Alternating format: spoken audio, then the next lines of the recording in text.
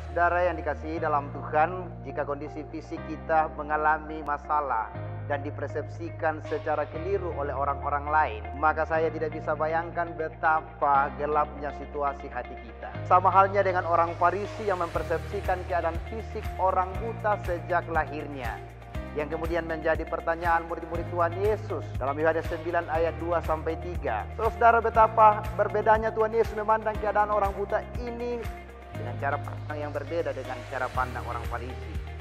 Kalau orang Farisi mengatakan orang ini lahir karena hukuman dosa, justru Yesus menyatakan karena pekerjaan Allah mau dinyatakan di dalam dirinya.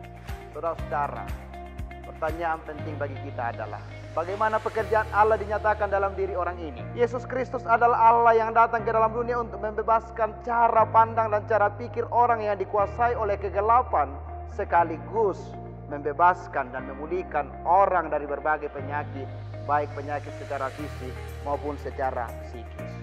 Saudara yang dikasihi dalam Tuhan, apa yang harus dilakukan?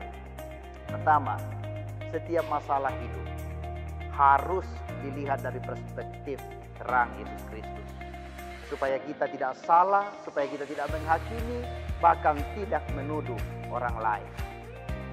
Dalam keadaan buruk sekalipun, berharaplah pada Tuhan Yesus, dan Dia akan menyatakan pekerjaannya bagi kita. Yang berikut, ketika Allah sudah menyatakan pekerjaannya bagi kita, itu adalah sebuah anugerah. Segala pergumulan pasti akan datang, tetapi satu keyakinan kita, Kristus telah menyatakan pekerjaannya bagi kita semua, melalui sengsaranya, melalui kematiannya, dan kebangkitannya. Dan itu yang akan menjadi kemenangan bagi setiap orang percaya. Amin.